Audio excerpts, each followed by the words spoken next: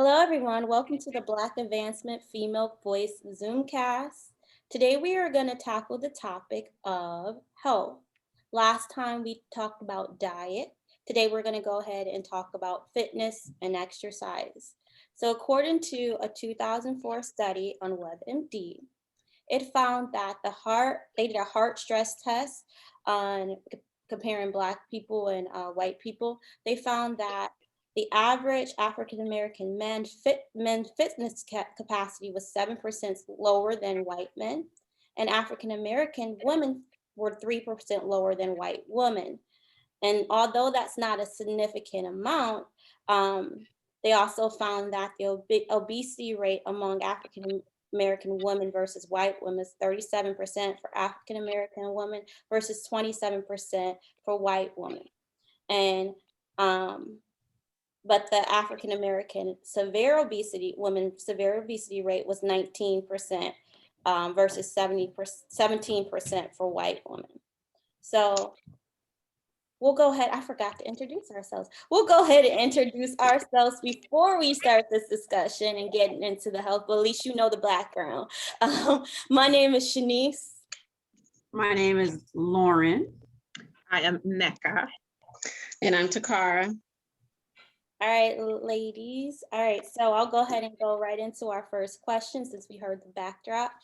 So our first question is, do you believe that there's a difference between the body type between the two races if more Black women are considered to be obese? And then as we discuss, we can add in other races and other experiences as well. All right, so whoever wants to take that first question, go ahead.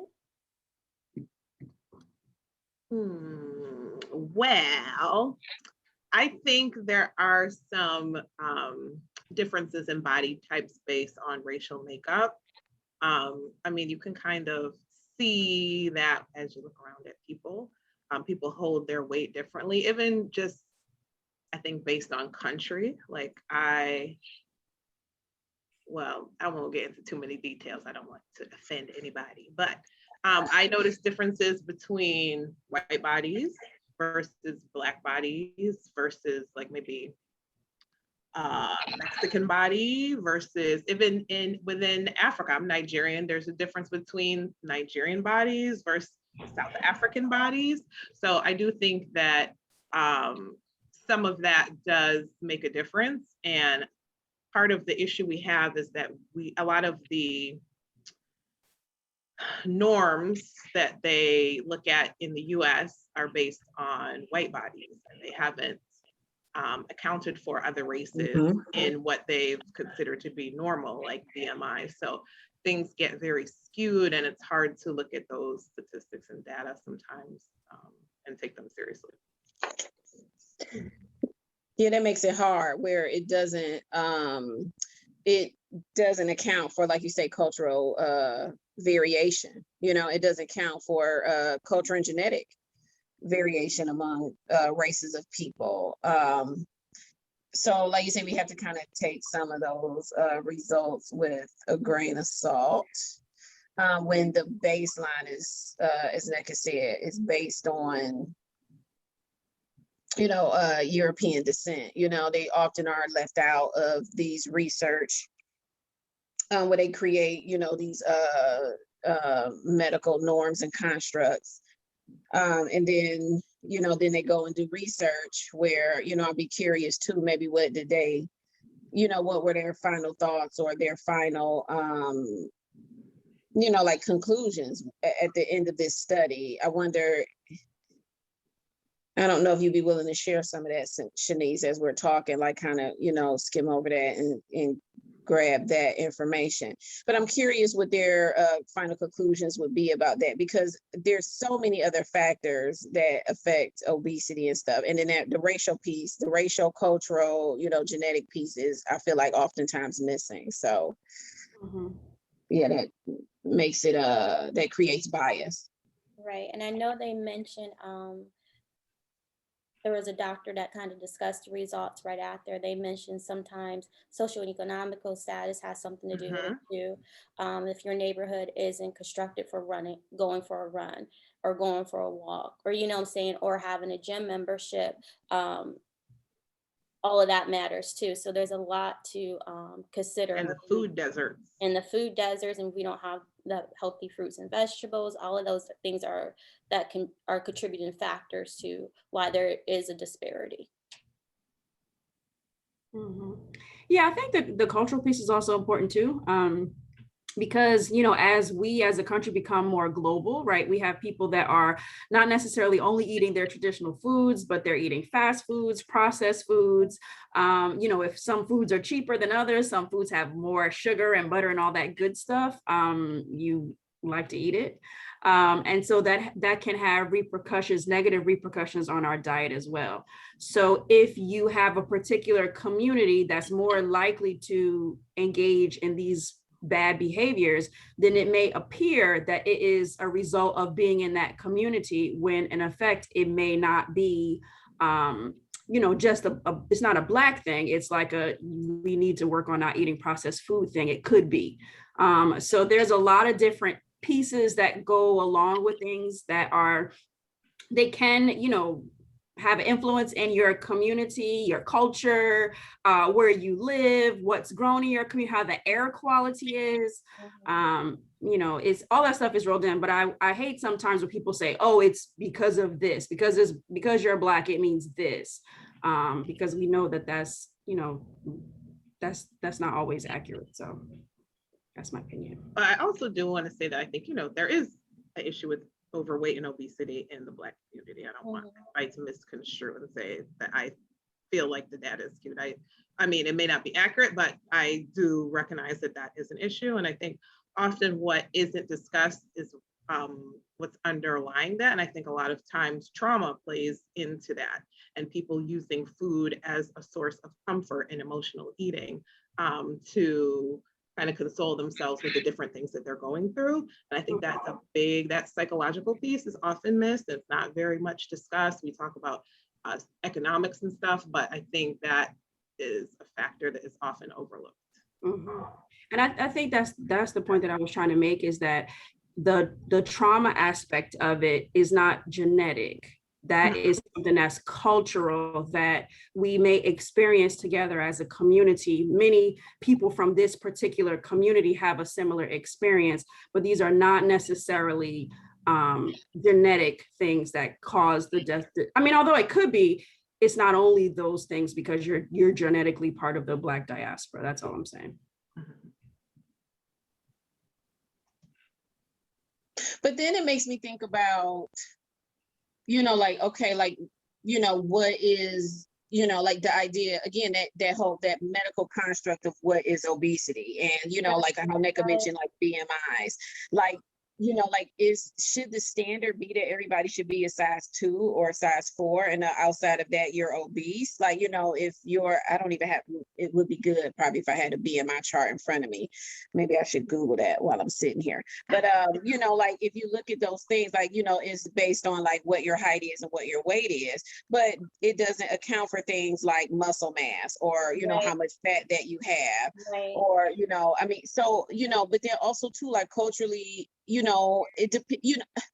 sometimes in the Black community, people prefer different things, like it's not always about, that you have to be fit and running, and everybody who, runs or goes to the gym is not always skinny. They may be heart healthy, and, for whatever reason, oftentimes there are genetic reasons sometimes that people may, not appear, slim and trim the way, society says like everybody is supposed to look. I mean, I think that, can sometimes maybe even potentially discourage people if fitness is so tied to your outward appearance versus, really how you feel on the inside, or, how, like you can go and get cholesterol levels and looking at blood sugar and things of that nature. I mean, people can be really small and skinny and not obese, but they still are suffering from hypoglycemia, very high blood sugars. They still are suffering from a sedentary lifestyle. They still may have heart disease, even though you're a small person. Everybody who dies from a heart attack is small disease. Heart disease is not, I just said heart attack, but, from a heart attack or diabetes or, strokes and things of that nature, it's not always, the person that's, obese. Sometimes it's smaller people who, are unhealthy for unhealthy lifestyle. You're a smoker, you just have diabetes and you don't care. So you're like, I'm gonna eat what I want to eat until I die. And those people may not always gain weight. Sometimes they're small people. So it's really people, we have to kind of, take a look at each individual and try to do a better job of approaching this like on a case-by-case basis. And I definitely agree with that. It is personal because, like you said, there are many different determinations what is healthy. Your body, your natural size might be you just are a bigger person, but you're healthy. Your cholesterol is good. Your blood sugar is good, but you're just healthy. But that is just your body type. Like for instance, my daughter, she's a bigger person. Like she's not big, but she's a bigger person. Her bone structures are bigger. She's a bigger girl. Like, and we weigh the same amount, and she's 11, but it's the way she carries her weight is different than the way I carry my weight. And she's healthy and she's active. So she might grow up to weigh a higher weight, but that doesn't mean she's not healthy. And that doesn't mean she's not active. So, yeah. We have to really look at some of that stuff though, because we can get into this slippery slope of like, it's about how you feel on the inside, or it's about your body type, which I could agree with. But at the same time, there needs to be some sort of understanding of, yes, you may be healthy now, but that doesn't mean that your lifestyle that you're living currently, you're still healthy, that if you continue to live that lifestyle, you're still going to be healthy at 40. So I think this is an excellent point, because I know a lot of people in our community kind of say that, like, oh, I carry my weight in a different place, or, that's a white standard. But so then how do we compare when we know we're too big, or we're eating too much salt? How do we compare that? I don't know. Yeah, and obesity definitely has a lot of health risk factors. We can't deny that. And like you said, Lauren, you're often not going to see them when they're younger, but into your 40s, 50s, 60s, 70s. Yeah, and that's you when will start to see some of those things. And it's important to get a hold of them before, just because your blood pressure looks good now and you're not diabetic now, you don't want to wait until that happens to start making changes. Hopefully you want to prevent that by making the changes early on. And then just speaking to a different way, there's a lot of literature that suggests that looking at waist circumference or abdominal circumference is a better measure than BMI, because like Takara said, the muscle mass gets confusing. You can have a high BMI because you're muscular, and the data was skewed to begin with there, but looking at your waist circumference is oftentimes a better measure of having a large abdominal girth has been large abdominal girths have been associated with high risk for diabetes, metabolic syndrome, high cholesterol. Well, that basically is metabolic syndrome, which can be caused by a lot of different factors, and definitely sedentary lifestyle. It's definitely, I think it's an issue, but I feel like it's an issue for all people, because America is kind of this like fast, convenient culture. It's long commutes. People aren't using public transportation as much as they could. It's not even available, widely available as it should be. I mean, we're in the DMV area and we definitely have the metro, but it is not, we have multiple trains in this area, but they aren't all connected. You may have to get from one to get on another. It's not exactly a seamless situation as it is, maybe in a place like New York. But that would be curious to look at, obesity rates in a place like New York, where most people don't even own a car because you don't need one in New York. There's Oh, a yeah. train station on every corner.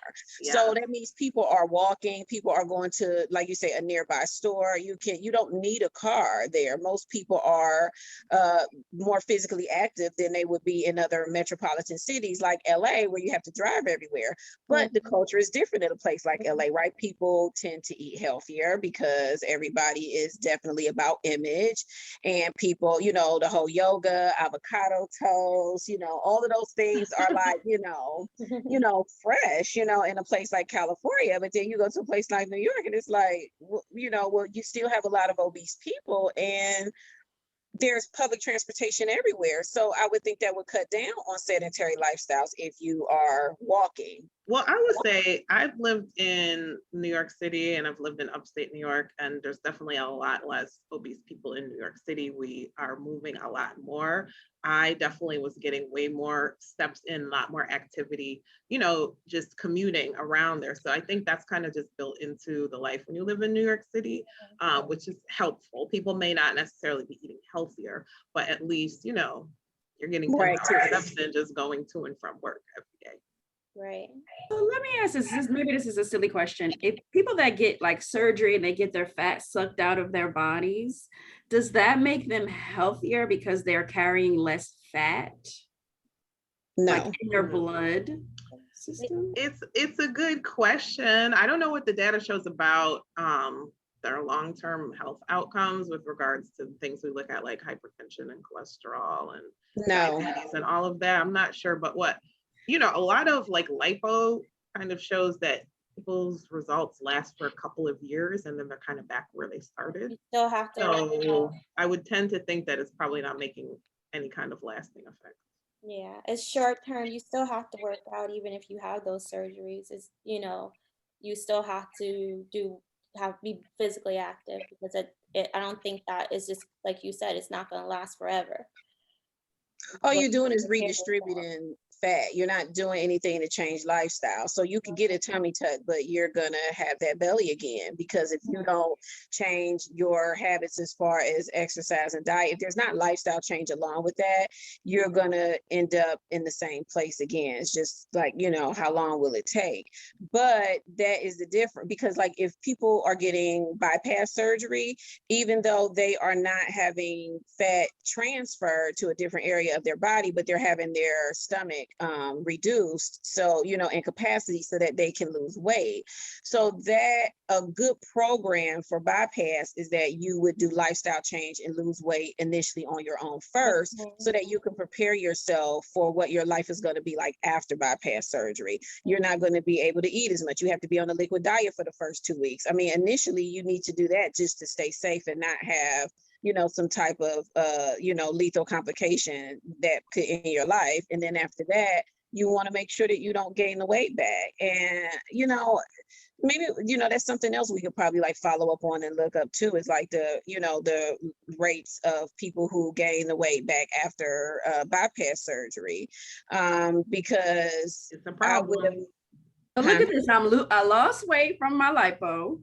I don't have my midsection anymore. Okay, maybe 4 years, I might have it back again. But for those 4 years, I might be getting healthy. No, you're not going to get healthy, because all you did was move fat around. I mean, you didn't do anything. I'm sucking it out. But you didn't suck it out. You sucked it out and put it somewhere else. I mean, it doesn't. Liposuction, if you suck it out of your stomach and then throw it away, not put it in your butt. Okay, so even if you throw it away, it's not changing anything as far as your lifestyle. That's a cosmetic procedure. That does not do anything to change your sedentary lifestyle, your genetic makeup. It does not do anything to change, if if you have high blood sugar or high cholesterol. None of that's going to change from having lipo removed. That's strictly cosmetic, and it's elective. But I will say there are some people who carry more fat on their bodies, and doesn't necessarily mean that they're even obese or unhealthy. Some of the people that are getting lipo look quite slim to my eye. So sometimes it's just really cosmetic, and these people can be active and having a fit and healthy lifestyle, and maybe just be unhappy with where their body stores fat. So, it's very possible that they're healthy before and they're going to be healthy after as they continue on through. But the actual act of removing the fat is a cosmetic. It has no effect on your cholesterol levels, your blood sugar levels, your cardiac stat. It has no effect on that. I mean, it's right. I mean, I don't I see. agree with that. Yeah, it doesn't affect, yeah. Yeah, I mean, it's strictly cosmetic, so if we're talking about, exercise in the African American community, my thing would just be, again, thinking about sometimes the culture in America is not, that would be a subset of a culture in America, like the people who are into fitness. And I think for other people, it can really be a struggle, and for a lot of different reasons. It's not, I mean, I'm pretty sure that people who are, not working out and, are, very obese or, morbidly obese, I don't think people set out to be that weight or to be sedentary and just stay on the couch. Habits are very hard to break. There's a lot, again, thinking about motivation and energy. There could be a medical reason that you feel that way. There could be a mental reason that you don't have energy or motivation. So it's difficult. And financially, which Shanice brought up, just talking about, having the finances and living in an area, like as far as accessing the gym that's near you, or using your, backyard, or, going around the block if you are not. Sometimes walking on concrete can be an issue depending on your age, or maybe even depending on, if you have any issues with, what is it, like shin splints and things of that nature. Some people running on concrete is not feasible. So, I mean, there are a lot of things, but I also like what Nneka said earlier is that, we cannot ignore that there is definitely an obesity issue and a lack of exercise in the Black community. Yeah. I mean, I would agree.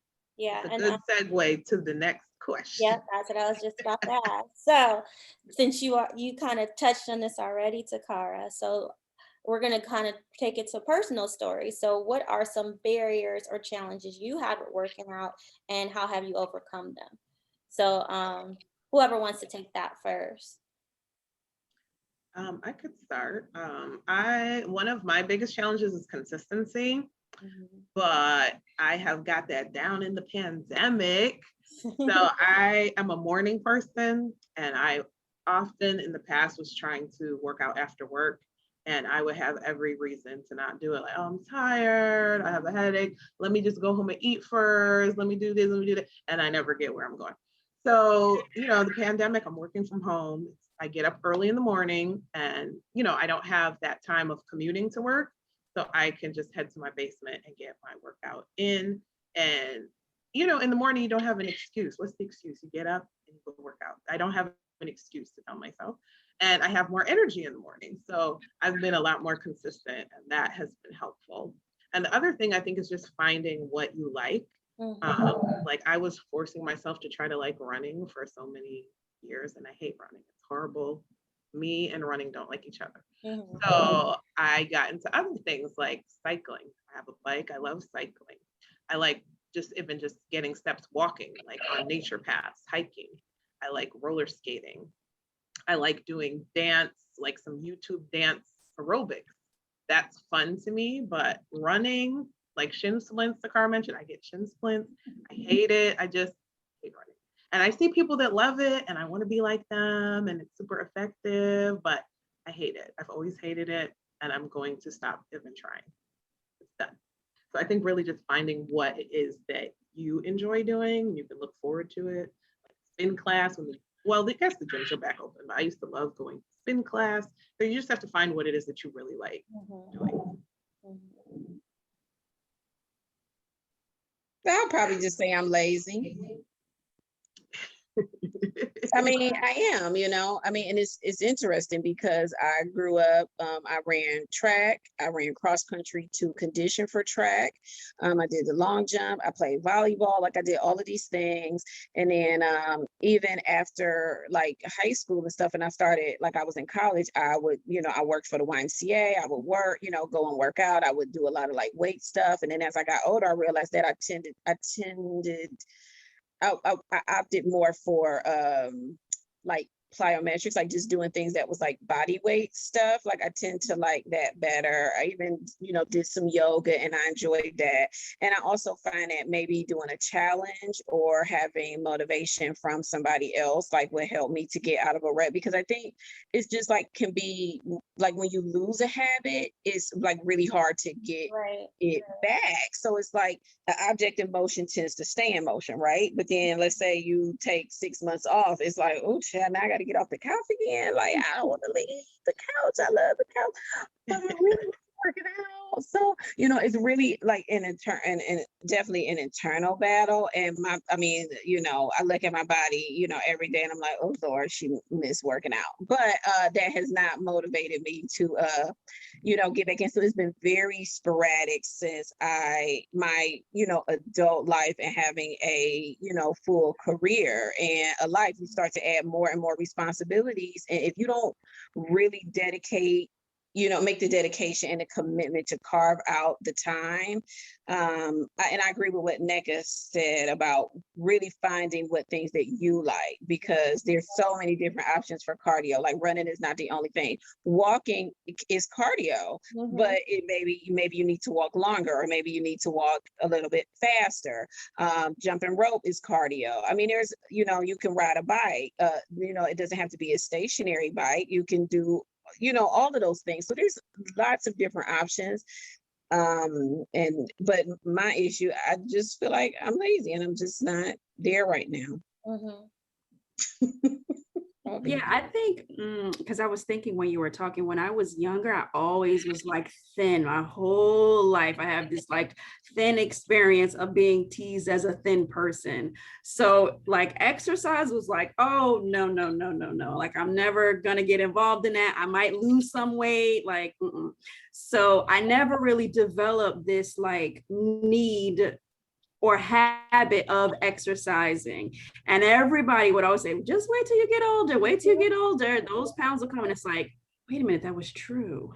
So, now that I'm, 35 plus, I have to start developing habits that I never needed to have or had the desire to have in the past. And so that's really my challenge is developing habits that I never wanted to do them. So I'm learning, about, different things. For me, a lot of times it's working out with my friends. If they're into exercise, and then I can kind of tag along and develop those habits, because even like you saying, go to the basement, I'm not probably going to go to the basement. So I'm inspired to hear, what other people are doing to, kind of stay fit. So it's a challenge for all of us. So. And I could speak from a mom's perspective because I have 3 children of my own. And I had years when I was great at working out. And then I had years where I'm like, I have no time, so that was like a big issue for me. Like sometimes like, well, I'm done at the end of the day, or in the morning I have to make sure my kids are this and that, and you find yourself putting your kids first, which you should do anyway, but you're also very important and you do need to take care of your body. Right now it's easier because my kids are a little bit they're older and they can be self-sufficient. I don't need to necessarily I pick out their clothes, but I don't have to get them dressed. I don't give them a bath, but so it's right now what's motivating me to do it is because I have to be self-motivated. Like nobody can tell me, you can tell me till you're blue in the face, you need to work out, you need to work out, you need to work out. But until I see it myself, like right now, I'm getting older, so I'm starting to gain weight in certain places I wasn't gaining weight before. Cause like Lauren, I was always I'm a small person. But as I got older, I'm like, these don't fit anymore. So I need to make sure I need to, and not that I want to be super small my whole life either. And another barrier that for me too, having 3 kids, it separated my abs. So I have this condition called diastasis recti. It's basically when you have kids, this happens naturally. Your abs separate to make room for the baby. But my abs never naturally came back together. So you have like what is called like a mom. Have you seen mommy tummies before? Like where they just stick out. And I had 3 C-sections too. So my abdomen area is totally out of whack right now. So until I can get that strong, and I'm doing a program to get that stronger, and I feel like I'll be better offset working out, because I don't want to work out and then I mess everything up, you know. So I feel like it starts from the core within for me. And so right now I'm working on the core, and I'm doing my walking, and I'm doing my arms and stuff. But core, and then once I'm done with the core, I'm going back into, because I was doing body pump weights, and I'm a class girl too. So I'm a class. I love being in classes. If I'm not in classes, it's so hard. It is Yeah, so I bought the weight. I just haven't lifted it and then up it's yet. like, I don't know what to do. Like, I'm watching YouTube. I'm like, okay, am I doing this right? Because nobody's checking on you. You like, so you're just sitting there. I think I'm doing this right. I hope it's effective. But yeah, so that's where I'm at right now. Summertime is definitely easy for me to get into the routine. But we'll see once the school year starts again. So yeah, so I'm gonna need some accountability, someone to say, okay, you're still on this track, because my goal is to be when I'm 40, I want to be in the best shape of my life. So that's my goal, and Mhm. I have to be self-motivated. All right. Anyone else? Actually, I was just gonna say, I feel like a lot of times there's this kind of misconception, or people have this belief. Like when Lauren was speaking, it made me think of like people who are slim and don't feel like they need to work out, or feel like the reason to work out is to lose weight. But it's really important for everybody of all sizes to work out. It's about your cardiovascular health. It's about your bone health. It helps reduce your blood sugar. It helps reduce your blood pressure. It helps stave off osteoarthritis. You don't want to be that old person hobbling around, walking with a cane that can hardly, has all this pain. So I think a lot of times some of the people who are slimmer are kind of lost in, they think that working out is for people who have weight issues, where really it should just be a habit for everybody. Yeah. And I think that's a great point. That's really why I brought that up, because think about the impact of somebody who is outweighing all of those important factors that you brought up, and was thinking, but I really want to be thick, so I'm going to forego all of those health benefits because it's a good thing to have, because I might lose weight and then be less attractive. Like, think about the cultural significance of what we put on our girls to say, like, this is good. You want to have all these different things that all Black girls supposed to have. You don't have those things, so you need to not do that.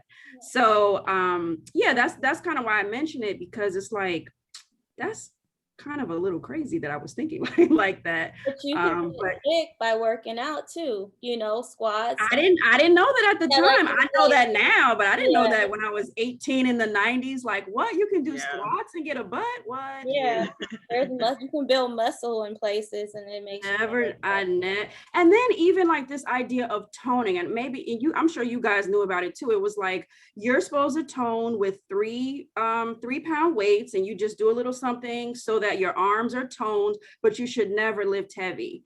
And so now the advice is like, that's what I'm saying. The advice now is like, the heavier you lift, the more curvy your body gets. And so I'm thinking like, man, I never learned that when I was taking weight classes and, when I was a kid.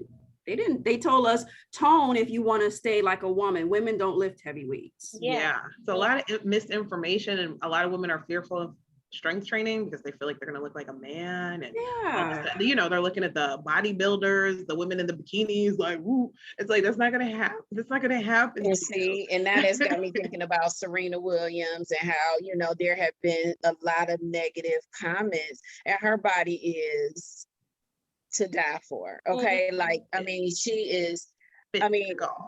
yes, like, Yeah. okay, like now that is what you call a brick house, okay? Mhm. I Mhm. know that's not what they might have been saying about, but that's what Serena is. And Yeah. then you get this negative connotation for that, like, like you say, like she's manly and all of this, but really, I mean, I would love to look like her, but Yeah. I'm not putting in the work, so it's not gonna happen. It's the body like I feel like, it's an overarching issue where people aren't really accepting of different body types. Right. Everybody isn't going to have a big booty. Everybody isn't going to have flat abs. Some people are going to be more muscular, and that's okay. We should be Mhm. accepting. There's no one Exactly. right way for the bodies to be, but when you look at social media, it seems to be like a certain prototype, and if you don't have it, they're Small, going to small, the surgeon to get it. small waist. Yeah, it's, Yeah, and then big old butt. Like yeah, that. it's all the same, Yeah. Yeah. and it's unrealistic, and it drives us crazy. And Accurate.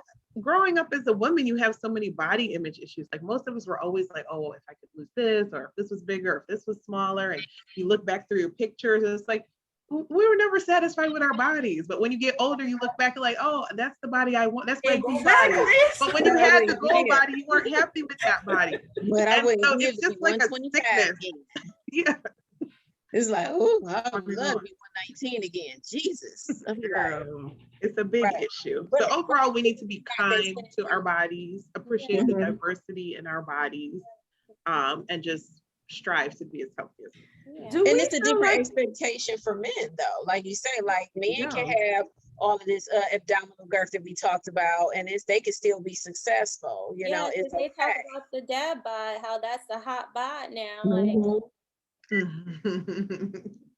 Right. It's like that is not where it's at. Like people really will pretend like that doesn't exist, but there's definitely excuse me guys, a double standard. And then when Like you have kids too, the snapback body. Yes. Like everybody's gonna bounce back after having children. That's not the case. Yeah. Mhm. and what you talked about earlier, Shanice, that is a condition. Can you You cut off.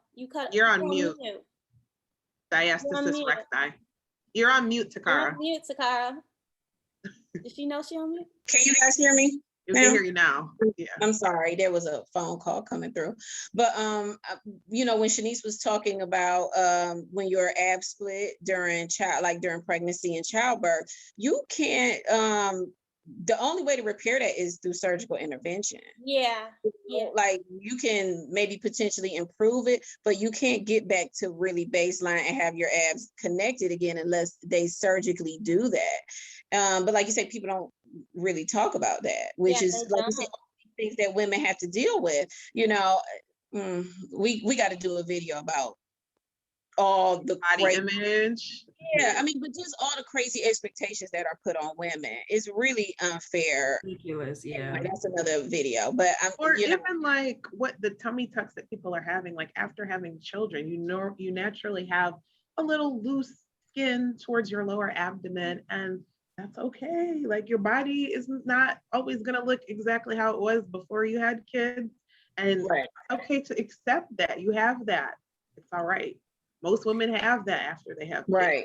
It's Yeah. not See, if something we to be change the ashamed of. standard, we're changing the standard where it's like now you see on Instagram, they do have the snapback bodies. So Yeah, these that's younger what- girls, Yeah. they're like, this is what I see. It's not an unrealistic expectation because look at somebody, like Lala, where it's Helping. like, Celebrities got a are brand new helping. body. Right. Beyonce. Yeah, they're not helping. But yeah, I think Beyonce talked a little bit about because she did have C-section after her twins. I think she talked a little bit about her body after twins. What else did she have after twins? Because the snapback after twins, I mean, your body. Well, let me leave Beyonce. I like Yeah, Beyonce. we That's don't how high we'll be at. So there was an intervention there, I'm quite sure, because after you have twins, you have a lot of extra loose skin, and you just don't see that. Yeah, in and her yeah, video. I think more people need to be honest when it comes to after child body. Mhm. The reality of bringing life into the world, and nobody else can do that but women, but we Mhm. supposed to carry everything. Mhm. Like I Yeah, say, this is another video because now my head is going I know. We don't somewhere want to else. get, but Right, I what's think question that number 3, Shanice? Look. listen, but I think it would have been so impactful when she was doing that Coachella documentary about how she was Mhm. trying to lose weight. If she talked about that, like, you know, like this is how my body looks after having twins. And maybe, you know, she's a performer. We understand they want you to have body perfection. That's fine. And you went and you got, you know, this tummy tuck or something.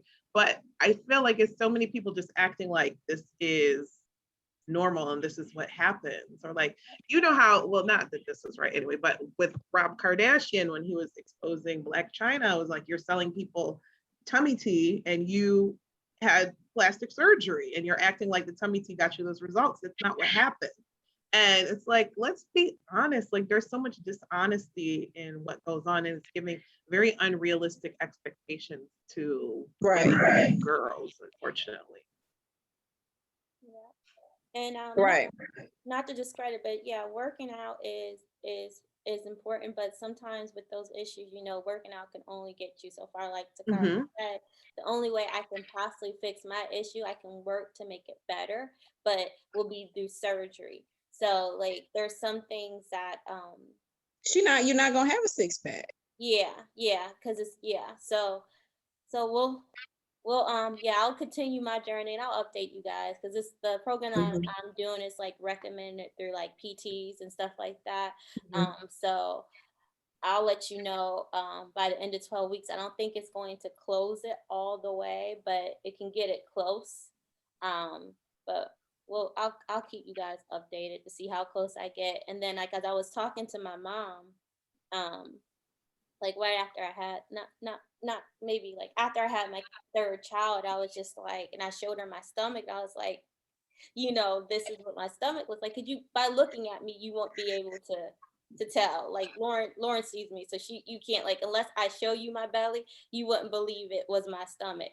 Um, but um, but yeah, she was like, yeah, well, as long as your husband is okay with it, you don't plan on getting remarried. I think you should be fine. I was like, no, I don't plan on getting remarried, and Aji's okay with it. So, but probably towards like maybe like because I do eventually want to wear a bikini again, you know. So it's Mhm. like so what do I do? Do I just leave it as or just be like everybody looking at me like what the heck, you know, or do I cuz or do I get the surgery? But I'm going to try my best to do what I can. Mhm. Okay, but here's the point, right? If people look at you, so what? Yeah, Mhm. that's true. Yeah, everything else is intact. So yeah, That's you're right. that's that's the other thing. It's like you can get a surgery if you choose to, but we should also be able to get to the point where it's like you don't have to have surgery. This is a completely normal, natural thing that has occurred. Right. And you know, maybe we could work on being okay with that as a society and country. I mean, there's, you know. That's true. That's a good Yeah. point, I Lauren. was having that same thought when you're talking about if as long as you don't get remarried. I'm like, even if you do get remarried, I mean, no disrespect to your husband, but I mean, why does that have to be a deal breaker? I mean, so What what? You somebody had else 3 thinks. kids. Somebody Your else your thinks. your stomach looks different than it did before. Why is that the end of, you know, Yeah, they your stomach look different romantic than it did life? before too. It shouldn't be, but So yeah, I think it's just so many different things that, you know, interplay with all these things that we talk about, like society and how society makes us feel we should feel Mhm. rather than what is true, because we are all having these issues, but we still have these standards of like, oh no, but my stomach has to be flat. It's like, okay, well, who came up with that? A Yeah.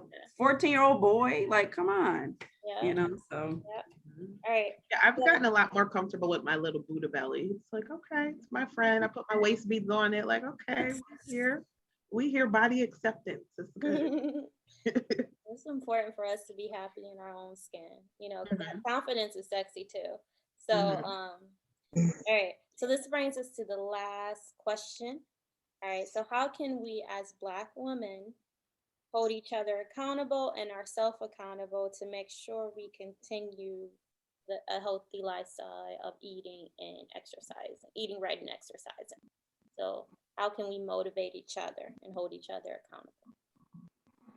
Just Well, I being honest and supporting each other and being non-judgmental. Like, I mean, just changing that idea, like people have to be perfect and you always have to do things right and you can't, like there's, always room for improvement for, as you continue to go forward, like, okay, failure is not the end. It's, you learn from it, you move on, you get better, and, you just keep moving forward every day. I mean, that would probably be my, biggest thing is just being supportive and non-judgmental.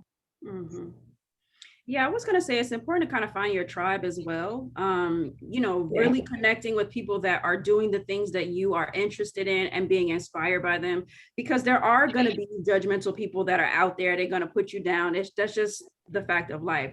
But if you surround yourself and connect with people that are more positive and going in the direction you want to go, I think that's Right. been really helpful for me. I think for holding myself accountable, I just have to push through even when I don't want to do it. There's some mornings I'll get up, I'll be like, I'm tired, let me just lay in this bed for a little longer or do something else. And it's just like, no, let me just push through and do this, because you have to think about how important it is. Like fitness and what you eat, it's like everything has the potential to add years to your life or take it away. And there should be very few things that are more important than maintaining your health and longevity. So when you get in that mindset, you're like, okay, I'm feeling lazy, I don't feel like doing it, but I'm going to do it anyway. And at the end of working out, you always feel better. And then as far as holding each other accountable, I kind of struggle with that a little bit, just coming from a different aspect, because I feel like weight and, body image issues are very sensitive topics. So sometimes it can be difficult. Maybe you notice a friend or family member has gained a lot of weight, but it's very taboo. Like you're not supposed to talk about it. And we don't really hold each other accountable in that way, versus like if I see my friend is drinking all the time and I'm concerned about them, coping with whatever they have going on with drinking, I feel more comfortable mentioning and calling it out, like, hey, we have to get this under control. Can we address this? Or if I see that they're completely withdrawn and they're not acting and I can address that. But with weight, you're just supposed to not say anything. So I think, I guess unless you're very, very close, but sometimes even if you're very close with somebody, it's so sensitive, people get very upset. And I think that can be a problem with holding each other accountable, because nobody wants to hear it. Everybody has their own body image issues. And so it becomes difficult to hold each other accountable because everybody just ignores the elephant in the room and act like it. So I think that can be kind of an issue. And I don't have a solution for that, but I'm just bringing up the issue.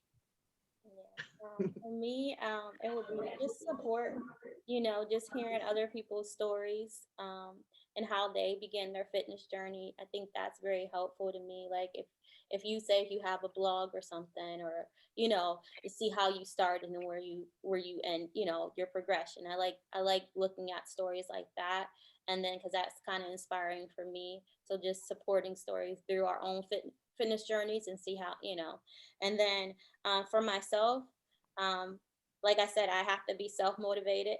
I'm the only person that can hold myself accountable. My husband can talk to me until he's blue in the face, but it has to come from wanting it myself, and to make it like, because I know it takes to make it habit forming too. Like it takes a little bit of time. I forgot the amount of time once you do something for how many days? Was it like 30 days or?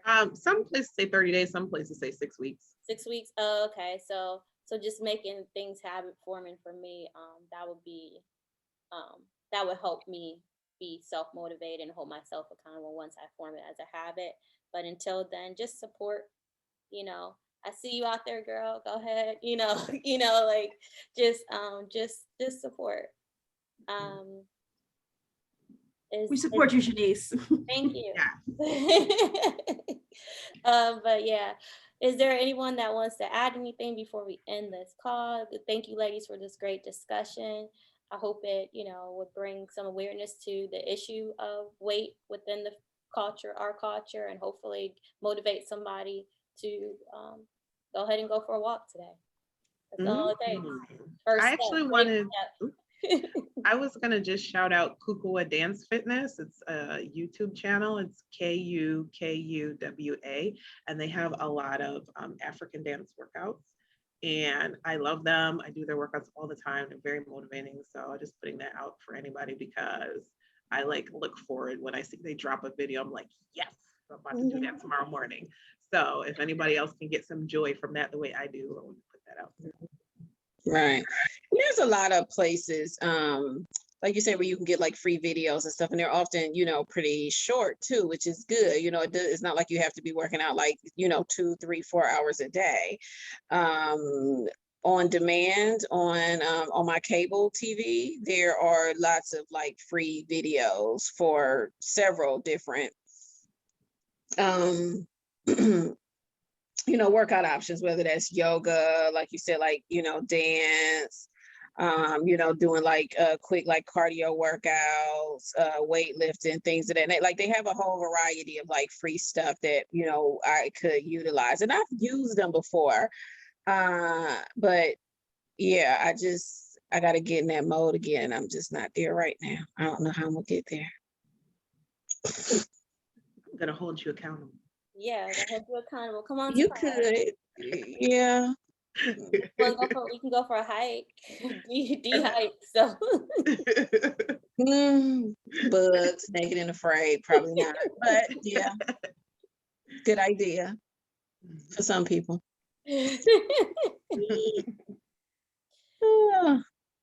Lauren, you got any shout outs or anything you want to say before we hang up? Well, I just think that this is such a good conversation. Every time I kind of have these conversations, at the end, I feel like, okay, I can probably tackle something new or try something new. So I feel like that today, like I'm going to exercise. Okay, I'll shout out the program that I'm doing right now. It costs $99 flat and you have it for a lifetime.